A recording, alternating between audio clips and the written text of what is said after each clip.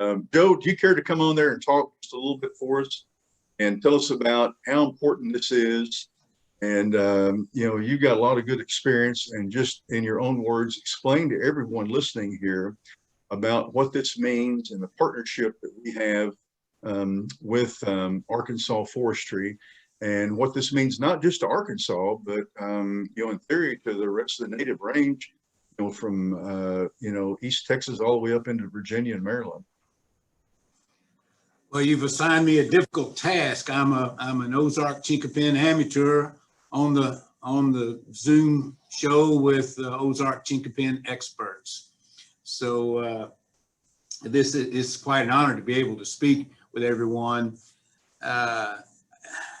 One thing that I like about what we do here in Arkansas is we like to show up, and Regine and Doug and Chris and all the others are showing up. And when we show up, we build really good partnerships and collaborations. And those things are so special when with partners, we do stuff together, and some really cool stuff like restoration of Ozark Chinquapin. My mother, born and raised in Rogers, outside of Rogers in Benton County. And I was born and raised in Pine Bluff in Southeast Arkansas. Christmas time, we'd sing about chestnuts on the roasting over the fire, and I didn't know what a chestnut was, didn't have a clue. And my mother would tell me a little bit about Ozark Chinquapin and those nuts and how good they were to eat.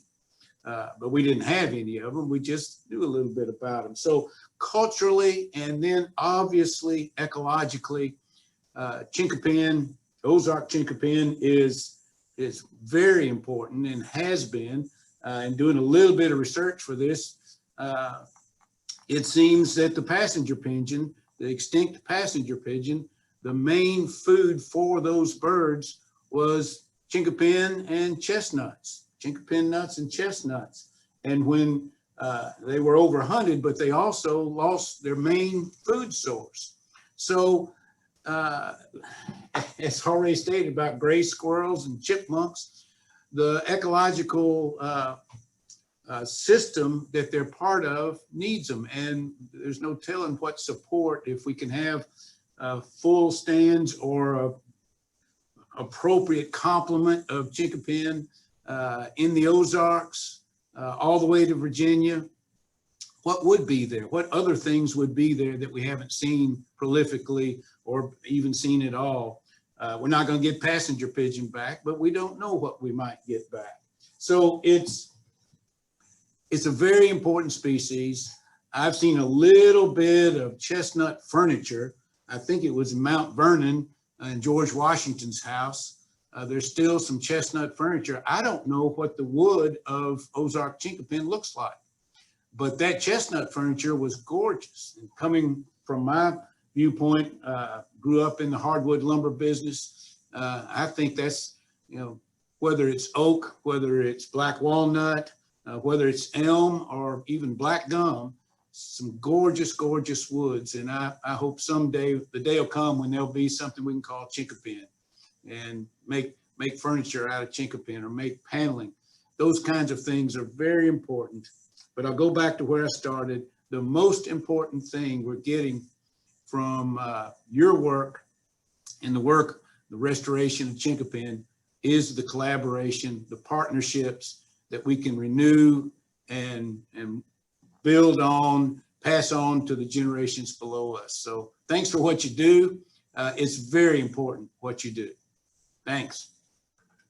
Thank you from all of us too. That is really good, Joe. I appreciate it. And, from a forester's angle, we all look at the world through many eyes.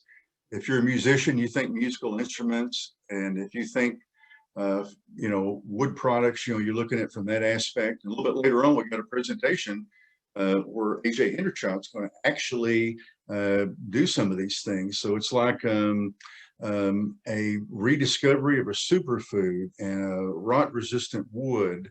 And we're already doing things with it right now. This is not something that's going happen. It's going on right now while we're speaking. So it's a good thing. And the partnership that we have with Arkansas Forestry has been absolutely incredible. And I just can't say enough good things about it. It's something we can all be proud of,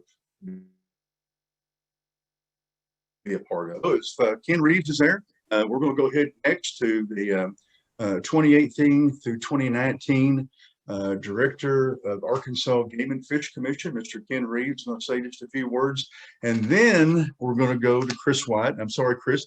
Ken, are you there? You're doing. My name's Ken Reeves. I live in Harrison, Arkansas. I just finished a 7-year term on the Arkansas Game and Fish Commission. And about Steve and I bumped into each other a few years ago, talking about chink pens. And the reason I asked about Eddie Estes is he's my good friend here in Harrison, who's been very active in your organization. And Eddie encouraged me to get the Game and Fish Commission to start planting chinquapin trees on our wildlife management areas.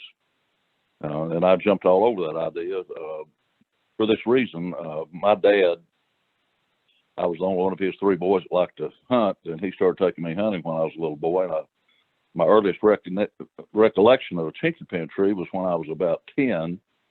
He had bought me a Stevens over and under, 22 on top, 410 on bottom, which was a great squirrel hunting gun for a boy. And he took me outside of Harrison one day and set me down against an oak tree, and he pointed to this other tree over there about 25 yards away or 30, and he said, "That's a chinquapin tree." And he said, "Just sit right here and the squirrels will come to it." And I did what he said.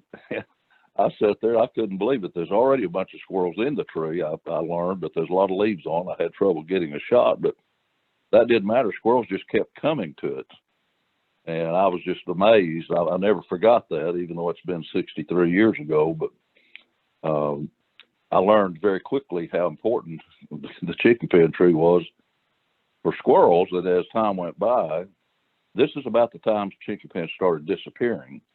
I didn't realize it at the time, but I guess my next encounter was Dad had told me how important they were when he was a boy. I mean, everything loved the nuts, you know, deer, squirrels, turkeys, and people.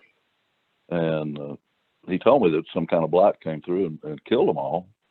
And I was quail hunting one day down in Searcy County near Anderson Flat, and Ronnie Ramsey, my hunting buddy, and I were crossing a fence and looked down, saw a burr. And I recognized it and looked, and there was a small chinquapin tree. And I told Ronnie about it, and went back, you know, a couple of years later hunting that same place, and it was still growing. So then the years go by, and don't have any encounters with chinquapins for a long time. And my wife and I started building a house just outside of Harrison, about 4 miles. And I was clearing a spot for the house, and I had a mulberry tree and a hickory tree growing right close together. So I was cutting the mulberry tree down. I wanted to save the hickory, and I got my chainsaw hung. And about that time, my son-in-law came up, and who grew up, he's an old country boy from out in the sticks in Newton County over by Parthenon. He asked me what I was doing. I said, "Well, I cleared these trees out of the way." And I said, "When I get this one cut, I'm going to go over and cut that wild cherry." And he looked over and he said, "I don't think that's a wild cherry." I said, "What do you mean?" And we went up, he said, "This is a chinquapin." If he hadn't come along right when he did, I would have cut this tree down. But I now have this tree right by my house, and it turns out that it's not a chinquapin. Apparently, according to Eddie and some of my other friends, it's an American chestnut, which is very puzzling because I've owned this piece of land since 1972, and I didn't plant the tree. It's apparently volunteered from roots. But it does have the burrs, and they'll have 2 to 4 nuts inside each burr, but they're large. So I don't know. That's a topic for another day, I guess. But anyway, I was so proud to have this, and I gather the nuts every year and cook them and eat them. But that my interest in chinquapins, I realized that I did some reading on it and found out what an important tree it was in every way. I mean, for lumber and everything. So at Eddie's urging, I talked with our wildlife folks. Arkansas Game and Fish Commission owns over 300,000 acres of wildlife management areas. And so 2 years ago, working with your organization, we started planting chinquapin trees on a couple of our wildlife management areas, and our people are now excited about it. And although I'm no longer on the commission, I still stay very much engaged with it. Let's say once a commissioner, always a commissioner. I guess that's true, but I'm very proud that the Arkansas Game and Fish Commission is partnering with your organization to restore chinquapins to our wildlife management areas. I mean, nothing could be more appropriate. I mean, arguably, the chinquapin was the most important tree in the woods at one time years ago for wildlife. Not to mention the fact that we all enjoy the chinquapin nuts ourselves. So I'm hopeful that this partnership will continue to grow, and I'm confident it will, and that we'll see more and more chinquapin trees on public lands in Arkansas. And I also have some friends who, with the help of Eddie and Steve sent some nuts, and one of my friends planted some, and his wife put them in their greenhouse. He's now transplanted them, has two 5-year-old chinquapin trees growing next to his house. So we're convinced it works, and we're excited, and we really, really appreciate what your organization's doing. Well, thank you so much, Ken. And, you know, you hit on several good topics there. One of them is the fact that this partnership in writing, you know, like what we have with other Arkansas agencies, you know, and, you know, for Missouri, partnerships like that, they transcend your life and mine. So if something happens to us, we have in writing this agreement, and it will carry on, and we'll continue it. And so, you know, if we're looking another 10 years or so, it may not be that big of a deal, but right now this is huge. And so the support, you know, that we have with Arkansas Game and Fish Commission, Arkansas Forestry, and these other agencies, and we've had a memorandum agreement that passed with U.S. Forestry, and we'll probably revisit that again. And Army Corps of Engineers, when you have not just private individuals, but you can do this on a grander scale. When you're talking about over 300,000 acres on wildlife conservation areas, you know, it's just a given. You know, we've lost important food source, and what you did and put in motion, and your testimony is being recorded today for the people to see and hear, and that's absolutely powerful. Information is powerful. You put it out there, you don't have to convince people, just let them know.